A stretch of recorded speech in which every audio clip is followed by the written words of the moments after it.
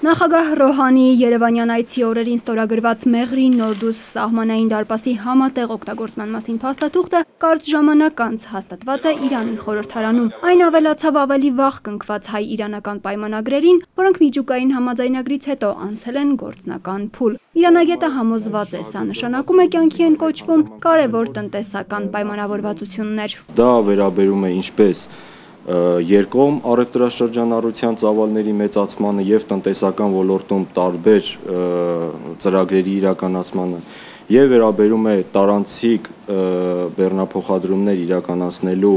այդ ոլորտին։ Անցակետում միջազգային ներդրումներ գրավելու, այն տնտեսական հենակետ դարձնելու ծրագիր է իրականացվում երկու կողմի համար։ Նոր համաձայնագրով պարզեցված են բոլոր մաքսային գործընթացները, բացառվում են կրկնակի գործողությունները, բոլոր ստուգումները կիրականացնի համատեղ աշխատանքային խումբը, նաև մաքսանենգության դեմ պայքարը համատեղ կլինի։ Մաքսանենգության վերաբերյալ տեղեկատվության փոխանակում երկու կողմերը միմյանց արագ պետք է փոխանցեն դրանք, որպեսզի սահմանում ի հայտ եկած խնդիրները շատ կարճ ժամանակում իրենց լուծումը ստանան։ 2015-ին երկկողմ առևտրաշրջանառությունը $120 միլիոն էր։ Մեկ տարում այն ավելացել է $50 միլիոն։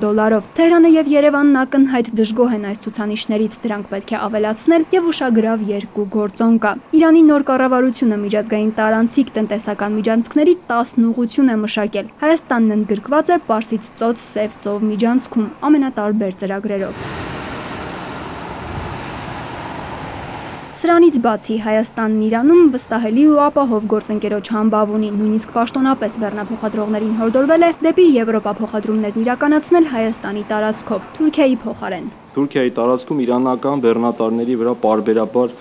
կատարվող հարձակումների, գնացքների, Իրան-Թուրքիա գազամուղի պայթեցման բազմաթիվ են խնդիրները։ Իրանը ակտիվ եւ միանգամից բոլոր ուղղություններով աշխատում է վերակենդանացնել տնտեսությունը։ Միջուկային համաձայնագրից հետո Թեհրանում ակնկալիքները մեծ էին։ Ամերիկյան կոնգրեսը հիմա նոր պատժամիջոցների հարցն է քննարկում։ Այնպես որ իրանագետի խոսքով տնտեսական որոշումներն ու քայլերը պետք է լինեն քաղաքական ճիշտ պահերին։ Անի Ավետյան, Ալբերտ Գալստյան, ժամանակ լրատվական։